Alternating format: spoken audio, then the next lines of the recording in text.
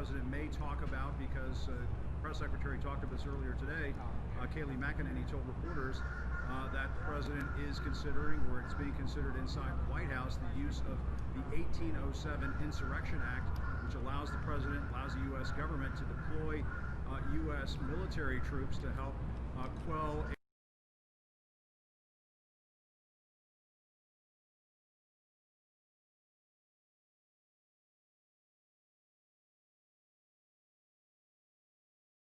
complex in a situation like this is just highly irregular and is obviously going to cause a lot of concern for people around the country and I guess around the world, as the United States is looked upon as a beacon of democracy. It isn't every day. It's very rare to see military vehicles rolling through the White House complex. Now, we also saw the Attorney General Bill Barr outside the White House inspecting the situation going on in Lafayette Park. There have been discussions inside the administration about deploying multiple agencies, sending their protective units over to Lafayette Park to make sure this place does not get out of control. As we saw last night, fires were set at multiple places around the White House, inside St. John's Episcopal Church, the historic church that's been worshipped at by every president since James Madison. There were other installations around the White House, including the AFL-CIO that had its lobby torched briefly before that fire was brought under control. And so the president is stepping into the situation to potentially, we think, to deliver a message of law and order. He hasn't been in much of a mood for issuing words of caution. He didn't do that on the phone earlier today with the nation's governors. He was accusing them of being weak and saying that they need to dominate the streets, asking these governors why they aren't using National Guard troops and so on. And so he has been kind of laying down this marker that he's ready to get tough. At one point, tweeting earlier this afternoon, a tweet from Arkansas Republican Senator Tom Cotton about the use of the 101st Airborne Division of the U.S. Army, potentially using the Army to quell the unrest here in Washington and around the country. So just a ramped up rhetoric that we just have never really seen before in my lifetime, haven't seen in generations in this country. And I suppose the question is whether or not any of this works for the president. I will tell you, Wolf, there's been debate. My colleagues and I in the CNN White House team have been reporting on this all day long. There's been debate inside the president's team of advisors as to whether or not he should talk about any of this, because there's the potential he could make matters worse. We saw last week when he tweeted about looters being shot. That obviously helped inflame the situation. There's just no way around that. And the potential is there, once again, Wolf, for the president to walk out into the Rose Garden of the White House after U.S. military vehicles just rolled through this complex and inflame things further. And that's what we're going to be watching for in a few moments.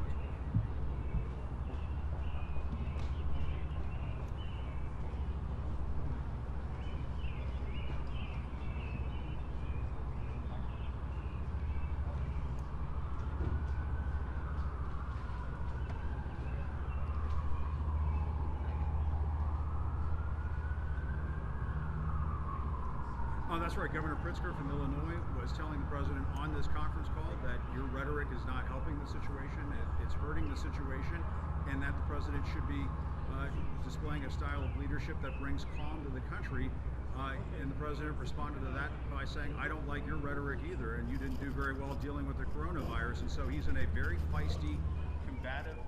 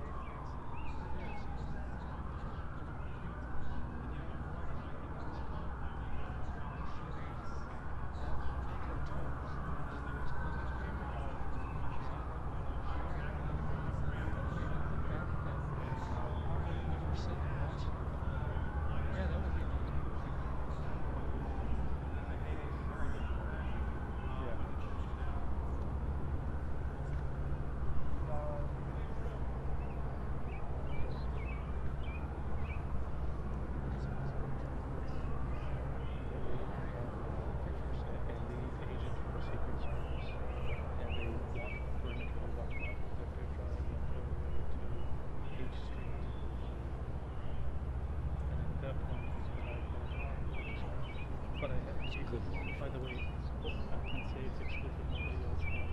It was nobody shoot.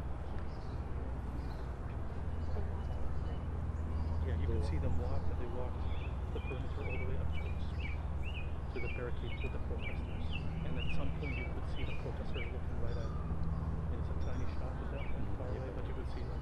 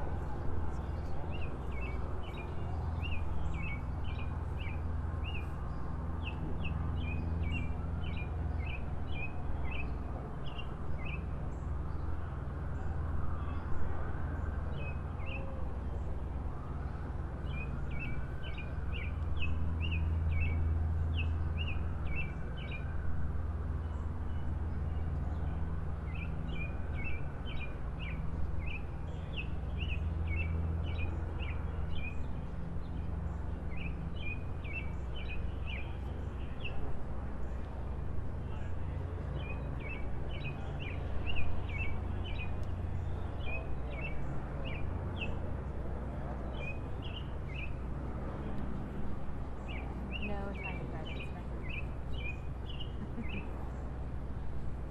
Gotta hurry up.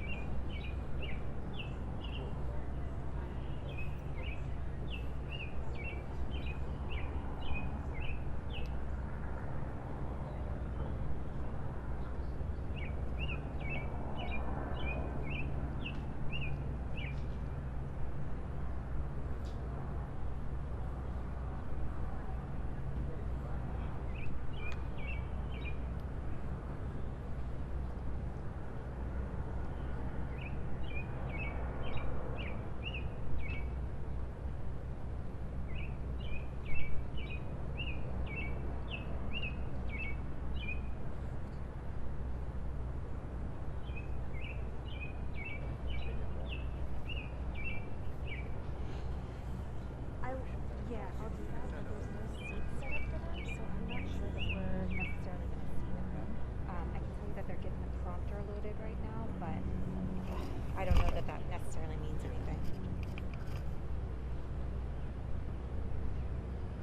That's very possible. Oh, did he?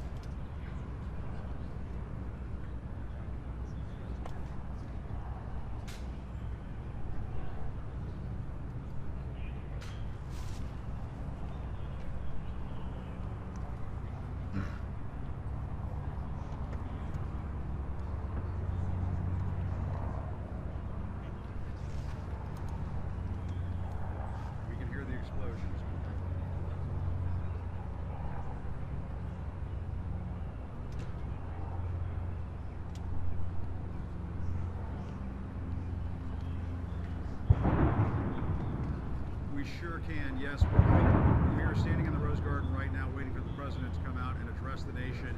And as he is about to address the nation, we can hear the explosions from Lafayette Park. They are very clearly audible, and so we are now seeing the potential for the president to be addressing the nation as these explosions are going off at the same time.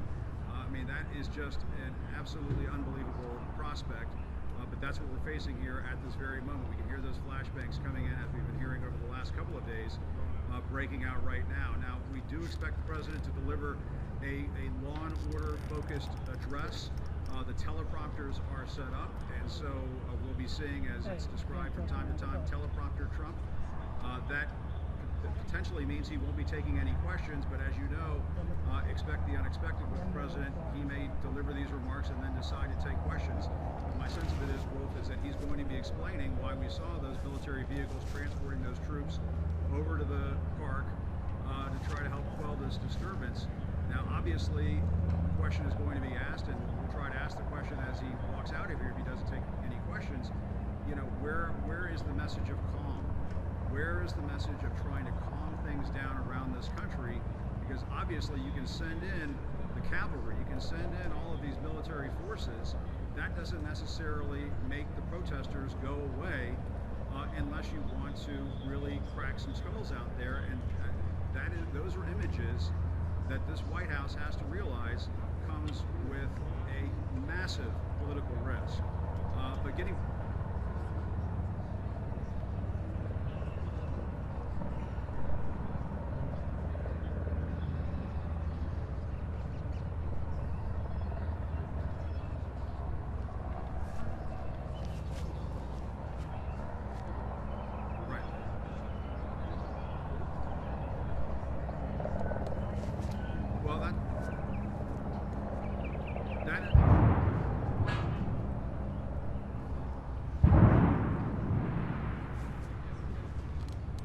That's right, Wolf, and we just heard 3 more explosions, and I can tell you, Wolf, when that tear gas is fired out on the street near the White House, you can smell it down the block. It is not something that you just have to be in that same vicinity in order to experience that, and I think it does beg the question, why is the president delivering this address to the nation in the Rose Garden, where clearly we're going to hear these explosions, and there is the potential that you could have tear gas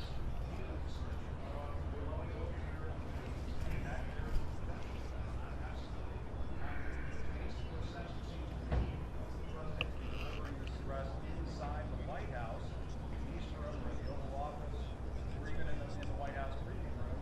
To do it out here in the Rose Garden, I think there is an element of risk to it. I would love to say that that's not the case. That's certainly the case.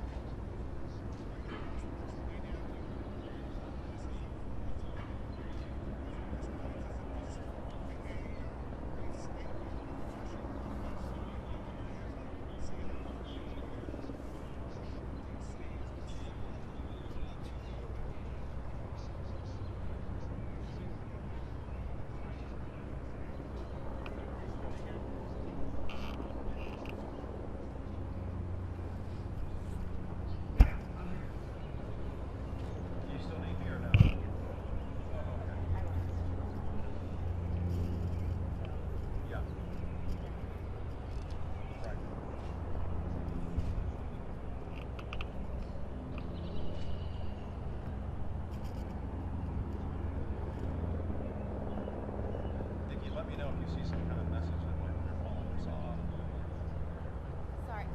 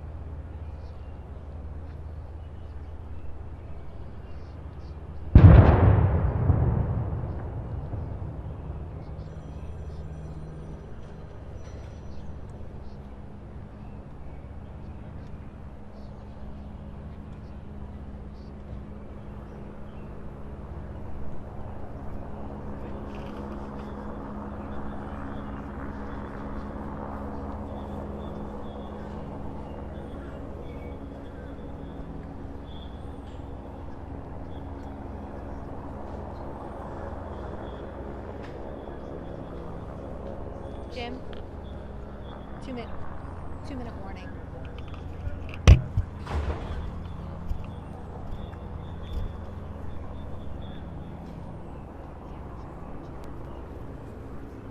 Let her know. There, 2-minute warning.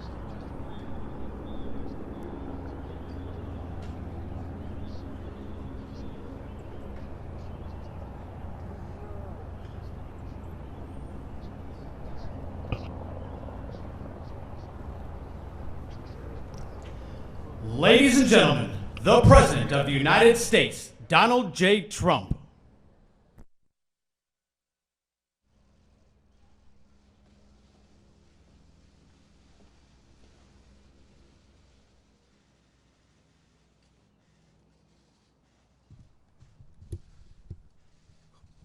Thank you very much. My fellow Americans, my first and highest duty as president is to defend our great country and the American people. I swore an oath to uphold the laws of our nation, and that is exactly what I will do. All Americans were rightly sickened and revolted by the brutal death of George Floyd. My administration is fully committed that for George and his family, justice will be served. He will not have died in vain. But we cannot allow the righteous cries and peaceful protesters to be drowned out by an angry mob. The biggest victims of the rioting are peace-loving citizens in our poorest communities. And as their president, I will fight to keep them safe. I will fight to protect you. I am your president of law and order and an ally of all peaceful protesters. But in recent days, our nation has been gripped by professional anarchists, violent mobs, arsonists, looters, criminals, rioters, Antifa, and others. A number of state and local governments have failed to take necessary action to safeguard their residents. Innocent people have been savagely beaten, like the young man in Dallas, Texas, who was left dying on the street, or the woman in upstate New York viciously attacked by dangerous thugs. Small business owners have seen their dreams utterly destroyed. New York's finest have been hit in the face with bricks. Brave nurses who have battled the virus are afraid to leave their homes. A police precinct has been overrun here in the nation's capital. The Lincoln Memorial and the World War II Memorial have been vandalized. One of our most historic churches was set ablaze. A federal officer in California, an African-American enforcement hero, was shot and killed. These are not acts of peaceful protest. These are acts of domestic terror. The destruction of innocent life and the spilling of innocent blood is an offense to humanity and a crime against God. America needs creation, not destruction. Cooperation, not contempt. Security, not anarchy. Healing, not hatred. Justice, not chaos. This is our mission, and we will succeed. 100%, we will succeed. Our country always wins. That is why I am taking immediate presidential action to stop the violence and restore security and safety in America. I am mobilizing all available federal resources, civilian and military, to stop the rioting and looting, to end the destruction and arson, and to protect the rights of law-abiding Americans, including your Second Amendment rights. Therefore, the following measures are going into effect immediately. First, we are ending the riots and lawlessness that has spread throughout our country. We will end it now. Today, I have strongly recommended to every governor to deploy the National Guard in sufficient numbers that we dominate the streets. Mayors and governors must establish an overwhelming law enforcement presence until the violence has been quelled. If a city or state refuses to take the actions that are necessary to defend the life and property of their residents, then I will deploy the United States military and quickly solve the problem for them. I am also taking swift and decisive action to protect our great capital, Washington, D.C. What happened in this city last night was a total disgrace. As we speak, I am dispatching thousands and thousands of heavily armed soldiers, military personnel, and law enforcement officers to stop the rioting, looting, vandalism, assaults, and the wanton destruction of property. We are putting everybody on warning. Our 7 o'clock curfew will be strictly enforced. Those who threaten innocent life and property will be arrested, detained, and prosecuted to the fullest extent of the law. I want the organizers of this terror to be on notice that you will face severe criminal penalties and lengthy sentences in jail. This includes Antifa and others who are leading instigators of this violence. One law and order, and that is what it is. One law. We have one beautiful law. And once that is restored and fully restored, we will help you, we will help your business, and we will help your family. America is founded upon the rule of law. It is the foundation of our prosperity, our freedom, and our very way of life. But where there is no law, there is no opportunity. Where there is no justice, there is no liberty. Where there is no safety, there is no future. We must never give in to anger or hatred. If malice or violence reigns, then none of us is free. I take these actions today with firm resolve and with a true and passionate love for our country. By far, our greatest days lie ahead. Thank you very much, and now I'm going to pay my respects to a very, very special place. Thank you very much.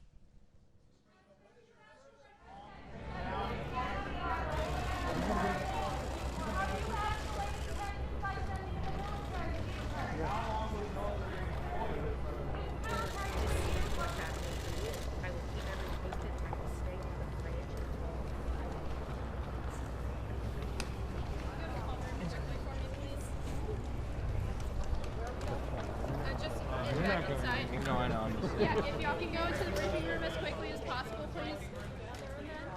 They're trying to